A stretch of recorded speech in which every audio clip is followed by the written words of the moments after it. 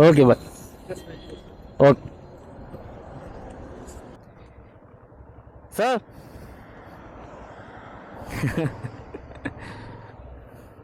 ഒരു long ride പോകുമ്പോൾ ശ്രദ്ധിക്കേണ്ടതായിട്ടുള്ള കാര്യങ്ങൾ, എടുക്കേണ്ടതായിട്ടുള്ള പ്രിക്വേഷൻസ് ഇല്ല അവസാനം വരിക. അപ്പം നമ്മൾ എത്രത്തോളം പ്ലാനിങ് ആയിട്ടൊക്കെ പോയി കഴിഞ്ഞാൽ പോലും. Welcome back to my channel the feeling ചേട്ടാ 613. നമ്മൾ ഇന്നൊരു കൊച്ചു യാത്രയിലായിരുന്നു. നമ്മളിപ്പോൾ ഒരു യാത്ര ചെയ്യുമ്പോൾ എന്തൊക്കെ കാര്യങ്ങൾ ശ്രദ്ധിക്കണം, എന്തൊക്കെ പ്രിക്വേഷൻസ് എടുക്കണം എന്നുള്ള കാര്യങ്ങളാണ് ഞാൻ ഇന്നത്തെ എൻ്റെ ഈ ഒരു വീഡിയോയിൽ ഞാൻ പറയുന്നത്. ഇതിപ്പോൾ ലോങ് റൈഡൊക്കെ പോകുന്ന ഒരു ഒട്ടേറെ സുഹൃത്തുക്കൾക്ക് ഹെൽപ്ഫുൾ ആവുന്ന വീഡിയോ ആണ്. അപ്പോൾ നിങ്ങൾ സ്കിപ്പ് ചെയ്യാണ്ട് വീഡിയോ കാണാൻ ശ്രമിക്കാം. ഞാൻ മെയിനായിട്ട് പറയുന്ന കാര്യങ്ങൾ എന്ന് പറഞ്ഞു കഴിഞ്ഞാൽ, ഞാൻ അവിടുന്ന് എടുത്തിട്ടുള്ള കാര്യങ്ങളല്ല, ഞാൻ ലോങ് റൈഡ് പോയതിന് ശേഷം എനിക്ക് കിട്ടിയേക്കുന്ന അനുഭവങ്ങളാണ്.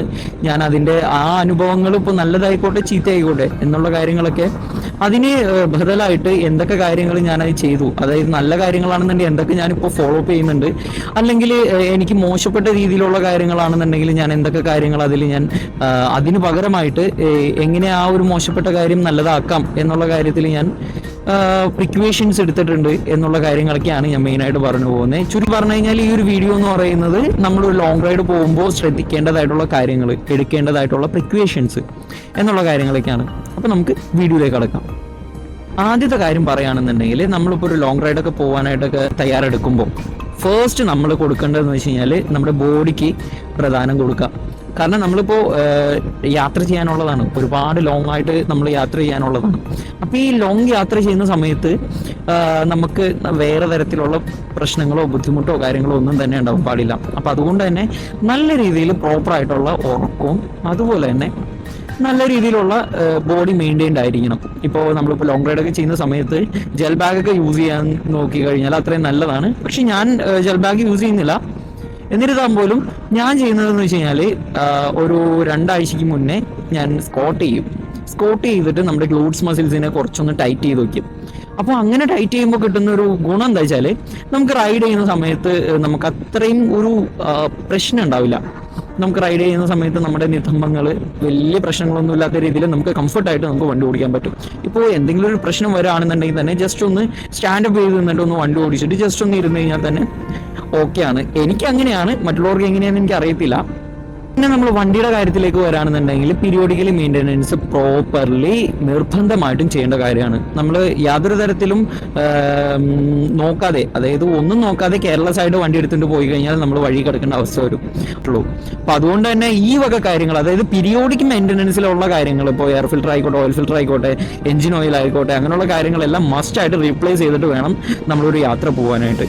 പിന്നെ അതുപോലെ തന്നെ നമ്മൾ ചെക്ക് ചെയ്യേണ്ട കാര്യം എന്ന് പറഞ്ഞാൽ നമ്മുടെ ടയർ പ്രഷർ പ്രോപ്പർലി, അതായത് നമ്മുടെ കമ്പനി റെക്കമെൻഡ് ചെയ്യുന്ന, അതിൽ ആ ഒരു ടയറിൽ റെക്കമെൻഡ് ചെയ്യുന്ന എയർ പ്രഷർ എത്രയാണോ, എത്ര PSI ആണോ നമ്മൾ അതിൽ ചെക്ക് ചെയ്യാനായിട്ട് ശ്രമിക്കാം. പിന്നുള്ള കാര്യം എന്ന് പറഞ്ഞു കഴിഞ്ഞാൽ ബ്രേക്കിംഗ് പ്രോപ്പർലി കംപ്ലീറ്റഡ് ആയിട്ടും നോക്കുക. നല്ല രീതിയിൽ നോക്കിയതിന് ശേഷം മാത്രം യാത്ര തിരിക്കാം. മെയിനായിട്ട് ചെയ്യേണ്ട ഒരു കാര്യം എന്ന് പറഞ്ഞു കഴിഞ്ഞാൽ, ചെയിനിന്റെ കാര്യത്തിൽ കുറച്ചും കൂടി നമ്മൾ ശ്രദ്ധ കൊടുക്കേണ്ടതുണ്ട്. അതായത് ചെയിൻ എന്ന് പറയുന്നത് നമ്മുടെ എഞ്ചിനിൽ നിന്ന് വരുന്ന ഔട്ട്പുട്ടിനെ നമ്മുടെ റെയർ വീലിലേക്ക് കൊടുക്കുക എന്നതാണ് ചെയിനിന്റെ ധർമ്മം എന്ന് പറയുന്നത്. അപ്പോൾ ഈ ചെയിൻ നമുക്ക് എത്രത്തോളം ഓക്കെ ആയിട്ടിരിക്കുന്നു അതിനനുസരിച്ചിട്ടുള്ള നമുക്കൊരു റൈഡ് ഔട്ട്പുട്ട്, അതായത് നമുക്കൊരു കംഫർട്ട് നമുക്ക് അതിൽ കിട്ടും. ഇപ്പോൾ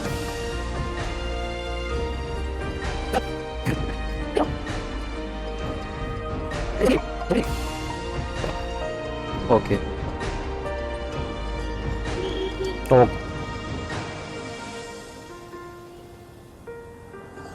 ഓക്കെ ഓ യോൾക്കം.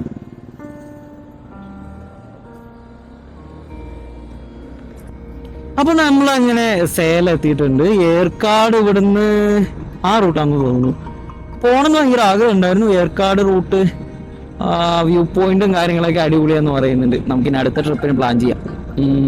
അപ്പം നമ്മൾ പറഞ്ഞു വന്ന കാര്യം എന്ന് പറഞ്ഞു കഴിഞ്ഞാല്, നമ്മുടെ നാട്ടിലെ, അതായത് നമ്മൾ പറഞ്ഞു വന്ന കാര്യമല്ല, നമ്മുടെ നാട്ടിലെ പോലീസുകാരനെ ഇവരെയൊക്കെ വെച്ചിട്ട് നോക്കുകയാണെന്നുണ്ടെങ്കിൽ തമിഴ്നാട്ടിലെ സാറുമാർ, എല്ലാവരും അല്ല, ഞാൻ പരിചയപ്പെട്ടേക്കുന്ന സാറുമാരിലെ ഒട്ടുമിക്ക ആൾക്കാരും അടിപൊളിയാണ്. കാരണം റൈഡേഴ്സിനെ ഒരുപാട് സപ്പോർട്ട് ചെയ്യുന്ന ആൾക്കാരാണ്.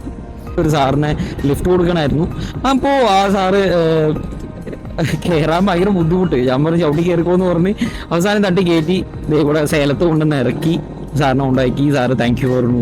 ഈ കാര്യത്തിൽ നമ്മൾ കുറച്ച് ശ്രദ്ധ കൊടുത്ത് വേണം നമ്മളൊരു ലോങ് റൈഡൊക്കെ ചെയ്യാനായിട്ട്. കാരണം നമുക്ക് റൈഡിൻ്റെ സമയത്ത് എങ്ങാനും വയറുവേദനയോ അല്ലെങ്കിൽ ലൂസ് മോഷനോ അങ്ങനെ എന്തെങ്കിലുമൊക്കെ പണി കിട്ടിക്കഴിഞ്ഞാൽ ഭയങ്കര പ്രശ്നമായിരിക്കുള്ളൂ. ഇല്ല, നമ്മൾ ഉൾപ്പെടുത്തേണ്ട കാര്യം എന്ന് പറയുമ്പോൾ ലോങ് റൈഡൊക്കെ പോകുന്ന സമയത്ത് കഴിവതും ഫുൾ സേഫ്റ്റി ഗിയേഴ്സിൽ നമ്മൾ പോകാനായിട്ട് ശ്രമിക്കാം. നമ്മുടെ റൈഡ് കംഫർട്ടബിലിറ്റി ആക്കാനായിട്ട് നമുക്ക് എന്തൊക്കെ കാര്യങ്ങൾ നമുക്ക് വേണം എന്നുള്ള കാര്യത്തിലൊക്കെ കുറച്ചും കൂടി ശ്രദ്ധ കൊടുത്തായിട്ട് തന്നെ നമ്മൾ പോകാനായിട്ട് ശ്രമിക്കാം. അല്ലാന്നുണ്ടെങ്കിൽ നമുക്ക് പലതരത്തിലുള്ള പ്രശ്നങ്ങളുണ്ടാവും. ഇപ്പോൾ നമ്മൾ വണ്ടിയുടെ കാര്യം പറഞ്ഞു, അതുപോലെ തന്നെ ഉള്ള പ്രിക്യൂവേഷൻസും കാര്യങ്ങളും മെഡിസിൻ വരെ നമ്മളിപ്പോൾ എടുത്തു പറഞ്ഞു. ഇനി നമുക്ക് ചെയ്യാനുള്ള കാര്യം എന്ന് പറഞ്ഞു കഴിഞ്ഞാൽ നമ്മൾ പോകുന്ന സമയത്ത് ചില ചാപ്റ്ററുകൾ വരും.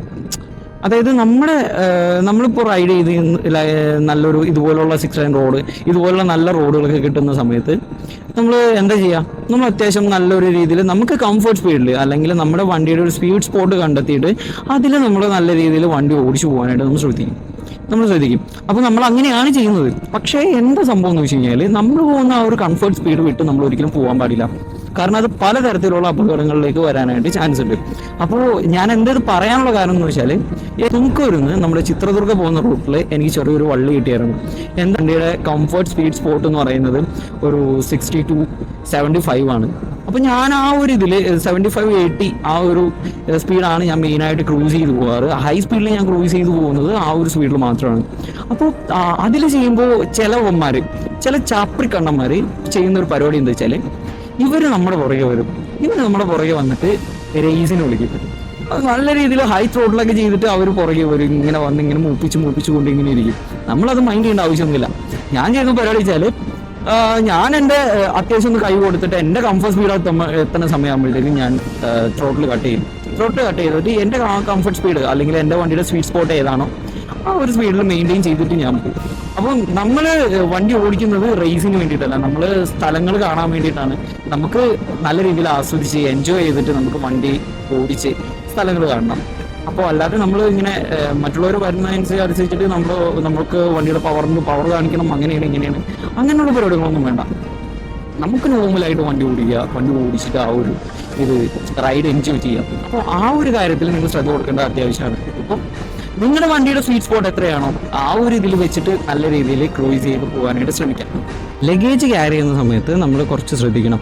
ഓവറായിട്ട് അനാവശ്യമായിട്ട് ഒരുപാട് ലഗേജ് കാര്യങ്ങൾ, ഡ്രസ്സ് അങ്ങനെയുള്ള കാര്യങ്ങളൊക്കെ എടുത്തു കൂട്ടാതെ ആവശ്യത്തിന് മാത്രം ക്യാരി ചെയ്യാനായിട്ട് ശ്രമിക്കുക. ലഗേജ് ഓവറായിട്ട് വലിച്ചു കയറ്റി കഴിഞ്ഞാലും നമ്മുടെ വണ്ടിക്ക് പ്രശ്നമാണ്. കാരണം വെറുതെ ഇതിന് ഓവറായിട്ടുള്ള ലഗേജ് കാര്യങ്ങളൊക്കെ ആവശ്യാനുസരണം എന്താണോ വേണ്ടത് അത് മാത്രമായിട്ട് കൊണ്ടുപോകാനായിട്ട് ശ്രമിക്കാം. കാരണം ഫുഡിൻ്റെ കാര്യത്തിൽ നമ്മൾ കുറച്ചും കൂടി ശ്രദ്ധ കൊടുക്കണമെന്ന്. അപ്പം ഞാൻ എന്താ ചെയ്യുന്നതെന്ന് വെച്ചാൽ, ഞാനിപ്പോൾ ലോങ് റൈഡൊക്കെ പോകുന്ന സമയത്ത് ഫുഡിൻ്റെ കാര്യം കുറച്ച് പിച്ചാണ് ഞാൻ, കുറച്ച് പിശുക്ക് കാണിക്കും ഞാൻ അതിൽ. എന്താണെന്ന് വെച്ചാൽ ഫുഡിൽ നോ കോംപ്രമൈസ്. ഓരോ മണിക്കൂർ ഇടവിട്ടിട്ട് ഓരോ പീസ് ഓഫ് ബ്രെഡിൽ നൈസായിട്ടൊന്ന് ഇങ്ങനെ തേച്ച് പിടിപ്പിച്ചിട്ട് അങ്ങനെ കഴിക്കുന്നതായിരിക്കും കുറച്ചുകൂടി നല്ലത്. അപ്പോൾ നമുക്ക് വിശപ്പും ആ ഒരു നോർമൽ കണ്ടീഷനിൽ പോകും. നല്ല രീതിയിൽ നമുക്ക് വണ്ടി ഓടിക്കാനും പറ്റും. വിശന്ന് പൊരിഞ്ഞ് അല്ലെങ്കിൽ ഉറക്കം വന്ന് തൂങ്ങി പിടിച്ച് അങ്ങനെയൊന്നും വണ്ടി ഓടിക്കേണ്ടി വരത്തില്ല. ഭക്ഷണം കിട്ടുന്നുണ്ട് എന്ന ഓവർ ഫീഡിങ്ങും അല്ല. അപ്പോൾ നമ്മുടെ ശരീരം ഒരിക്കലും ഡീഹൈഡ്രേറ്റ് ആവാതെ നോക്കാൻ ശ്രമിക്കാം. കാരണം ഡീഹൈഡ്രേറ്റ് ആയിക്കഴിഞ്ഞാൽ നമുക്ക് നമ്മുടെ റൈഡ് നല്ല രീതിയിൽ പ്രശ്നം പറ്റും. നല്ല രീതിയിൽ നമുക്ക് ആ ഒരു റൈഡിനെ ബാധിക്കും. അപ്പോൾ ആ ഒരു കാര്യത്തിൽ ശരീരം നമ്മൾ ഡീഹൈഡ്രേറ്റ് ആവാതെ സൂക്ഷിക്കാം. ഹൈഡ്രേറ്റ് ആക്കി വയ്ക്കുക എപ്പോഴും.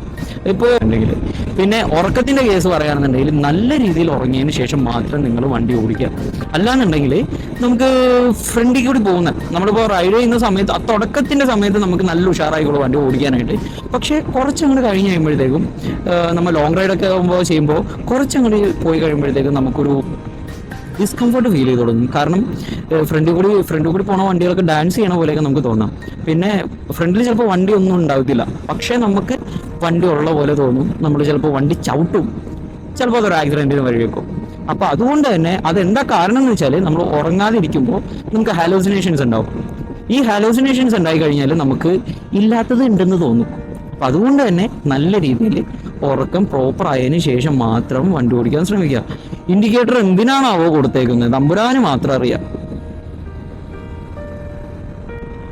അപ്പോൾ നമ്മുടെ വീഡിയോ എന്ന് പറയുന്നത് ഇത്രയേ ഉള്ളൂ. നിങ്ങൾക്ക് ഈ വീഡിയോ ഇഷ്ടപ്പെടുന്നുണ്ടെങ്കിൽ ലൈക്ക് ചെയ്യുക, ഇഷ്ടപ്പെട്ടില്ലെങ്കിൽ ഡിസ്ലൈക്ക് ചെയ്യുക. എന്താണ് ഡിസ്ലൈക്ക് ചെയ്യാനുള്ള കാരണം എന്നുള്ളത് കോമന്റ് ചെയ്യുക. അപ്പം നിങ്ങളുടെ വിലയേറിയ അഭിപ്രായങ്ങൾ ഇങ്ങനെ കോമന്റ് ചെയ്യുന്നതിലൂടെ എനിക്ക് അതിൽ കുറച്ചുകൂടി ഇമ്പ്രൂവ്മെന്റ് കൊണ്ടുവരാനായിട്ട് സാധിക്കുന്നതാണ്. അപ്പോൾ ഇനിയും നല്ല നല്ല വീഡിയോസുകളായിട്ട് വരുന്നവരെ സൈനിങ് ഔട്ട് ഫ്യൂലിംഗ് ചേട്ടാ 613. Stay tune. ബൈ.